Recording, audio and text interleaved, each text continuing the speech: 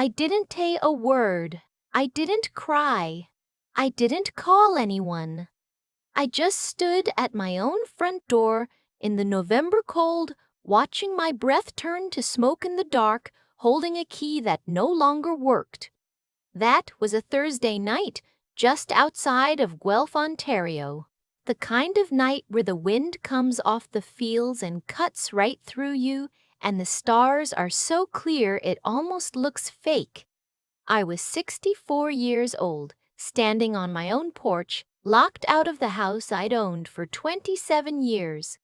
And somewhere inside, the light in the kitchen was on. I want to tell you how I got there, because it didn't happen overnight. It never does. My daughter's name is Melissa. She's 36, and she's the kind of person who fills a room.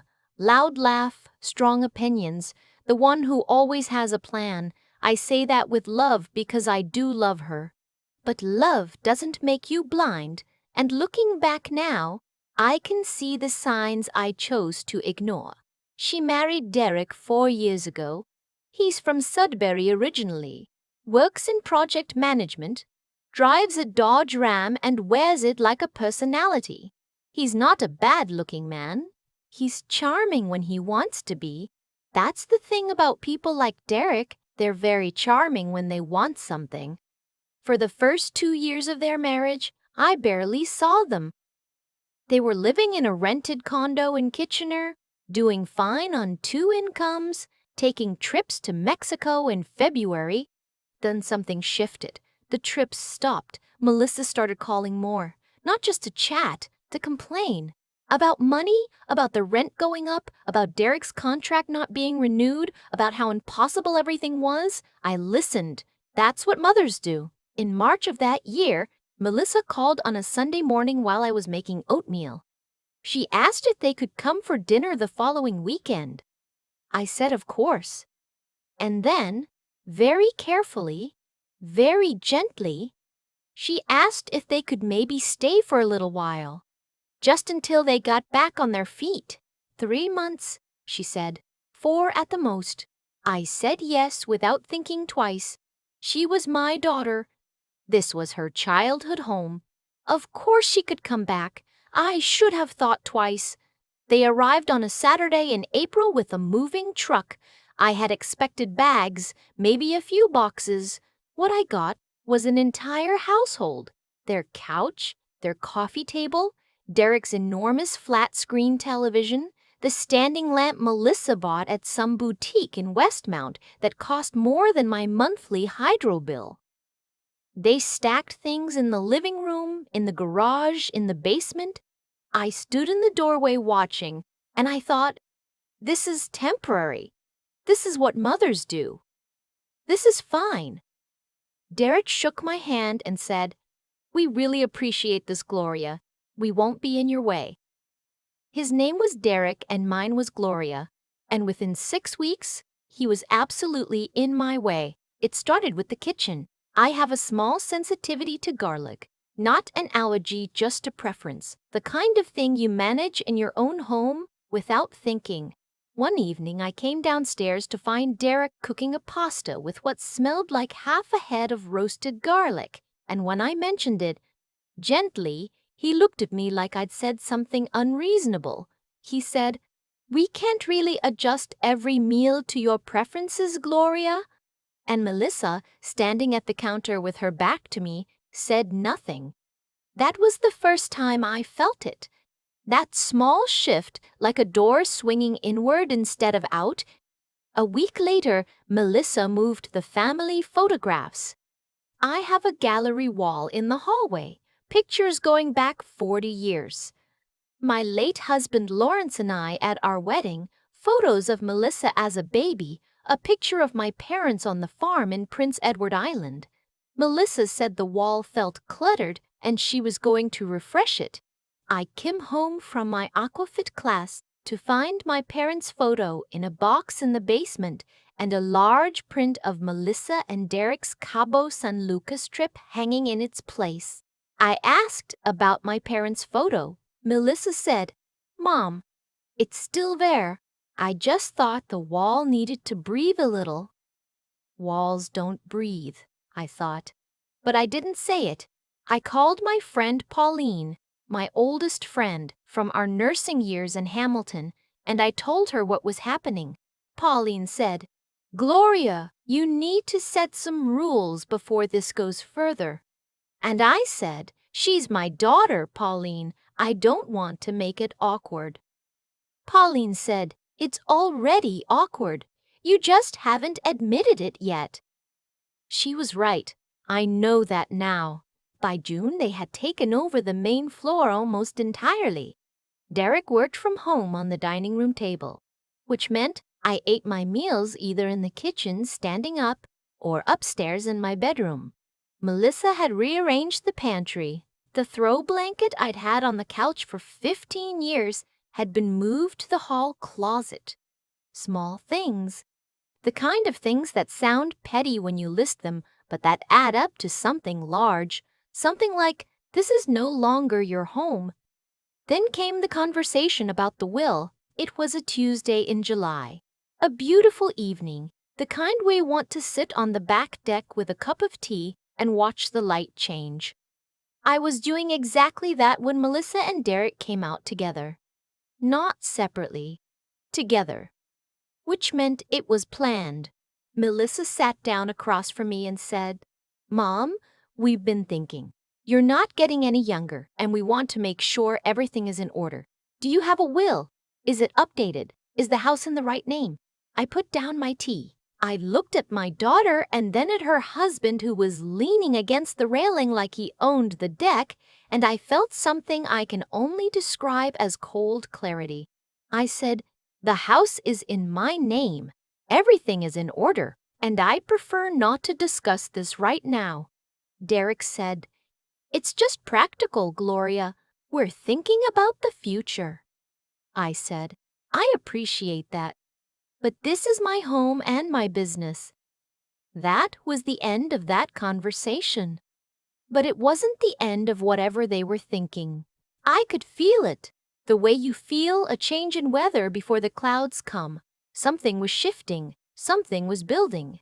In September, Melissa started taking photographs of every room. I noticed it first on a Wednesday morning when I came downstairs and found her in the living room with her phone out, slowly panning across the fireplace wall. She didn't hear me come in. I watched her for a moment before I said her name. She startled and laughed it off. "Just sending some photos to a friend who's decorating," she said. But her face was tight in the way it gets when she's been caught. I thought about what my friend Pauline had said. I started paying closer attention.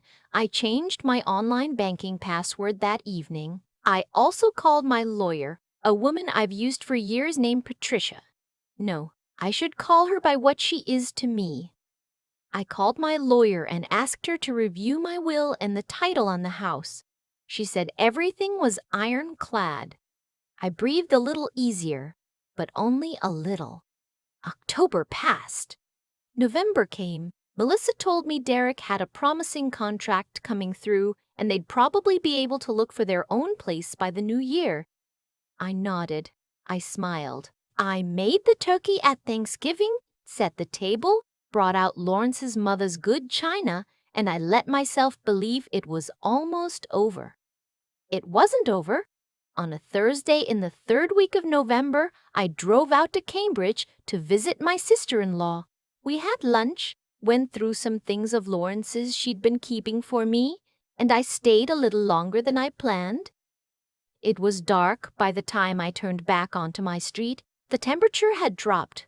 One of those nights when you can smell winter arriving for real, that particular cold that carries ice in it. I parked in the driveway, walked to the front door, put my key in the lock. It didn't turn. I tried again and again.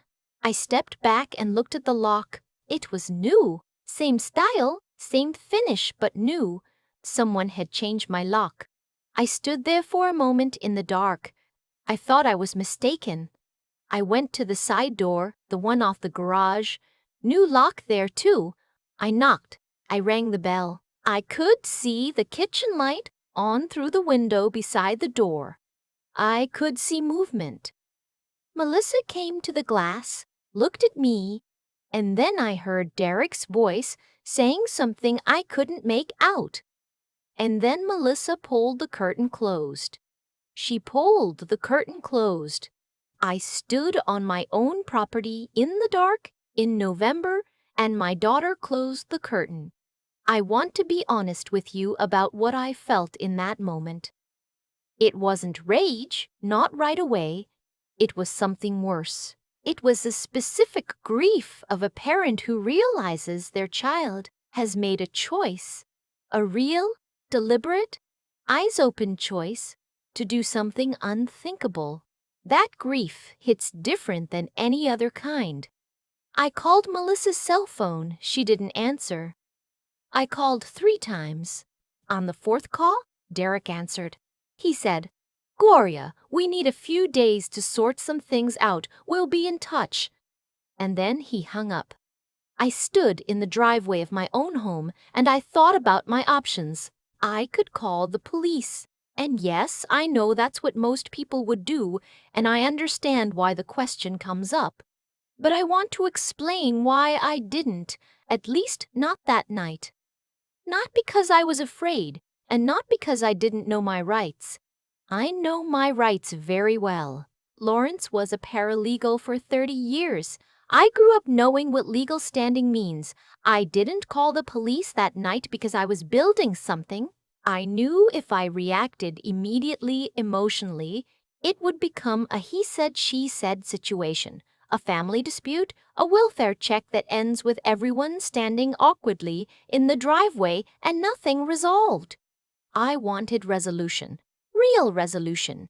And for that, I needed to be calm, and I needed to be smart. And I needed one night to put the pieces together. So I drove to Pauline's house. She lives 20 minutes away, near the university. I knocked on her door at 9:30 at night, and she took one look at me and said, "Come in, I'll make tea." That's what a real friend does. I sat at her kitchen table and I made 3 phone calls. The first was to my lawyer. She didn't answer, it was late, but I left a detailed voicemail explaining exactly what had happened. The second was to the non-emergency line for the Guelph Police Service. I reported that I had been locked out of my own home by tenants who had no legal right to change the locks. The officer I spoke to was thorough and kind. He explained that because I was the registered owner and because there was no formal tenancy agreement, Melissa and Derek had moved in as family, not as legal tenants. They had never signed anything, never paid rent. I had clear grounds to re-enter. He took my information and said an officer could accompany me in the morning if I needed it. The third call was to a locksmith. Not just any locksmith. I called Dale. He'd done work on the house before, knew the property, and when I told him what had happened, he said he could come first thing in the morning. I slept in Pauline's guest room. I didn't sleep well, but I slept, and I lay there in the dark going over everything quietly, not in anger, in preparation. In the morning, Pauline drove to Tim Hortons and brought back 2 large double-doubles and a bag of Timbits, which is exactly the right thing to do before a difficult morning. We drove to my house at 7:15. Dale the locksmith was already in the driveway. The officer arrived at 7:30. We didn't knock on the door. We didn't need to. Dale changed both locks in under 20 minutes while the officer stood present as a witness. I had the title to my property in my bag. I had the voicemail from the night before, time-stamped. I had done everything right, in the right order, with the right people present.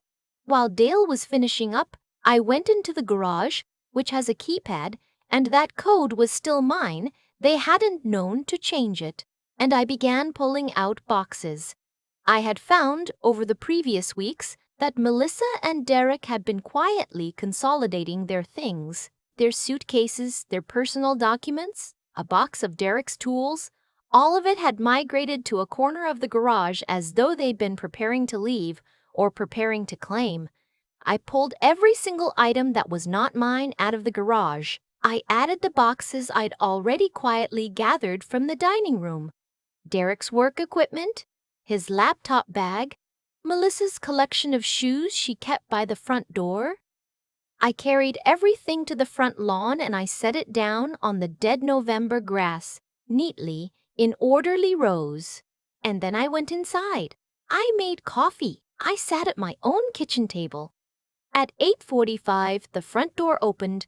Melissa must have heard the locksmith, and I heard her voice from the hallway. She called my name, confused, and then she opened the inside door that connects to the garage, and she looked at the empty corner where their things had been. And then she went to the front window and saw the lawn. I heard the sound she made. I want to be honest. Part of me felt something sharp and sad at that sound. She is still my daughter. That doesn't go away. But I thought about my parents' photograph in a box in the basement. I thought about the curtain being pulled closed. I thought about Derek on the phone saying, "We'll be in touch," from inside my house while I stood outside in the cold.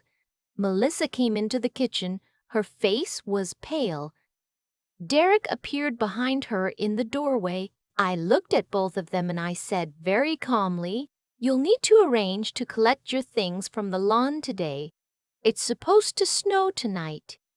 Derek started to say something.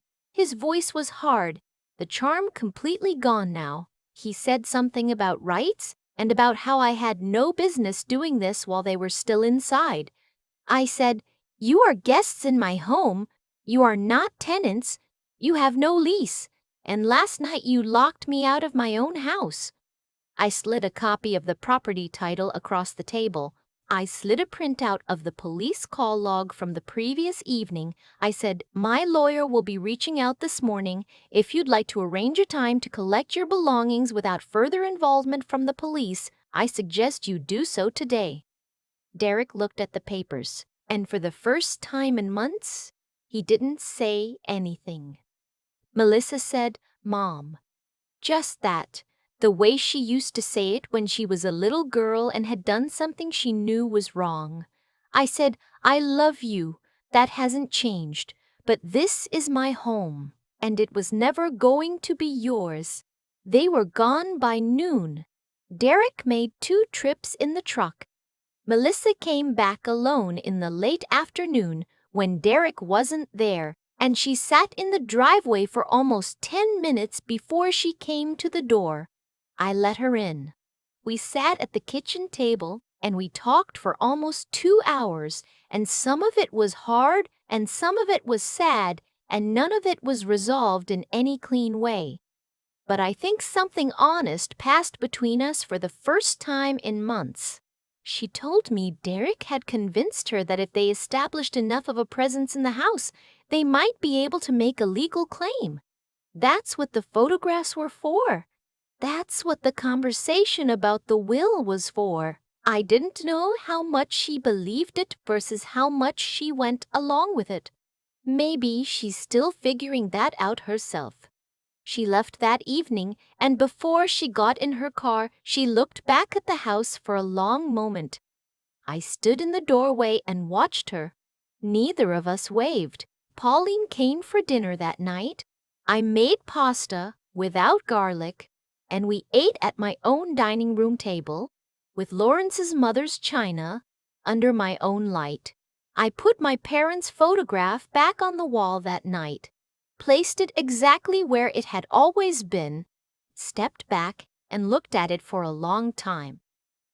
My mother was 26 in that photo, wearing a blue dress, squinting a little in the summer sun.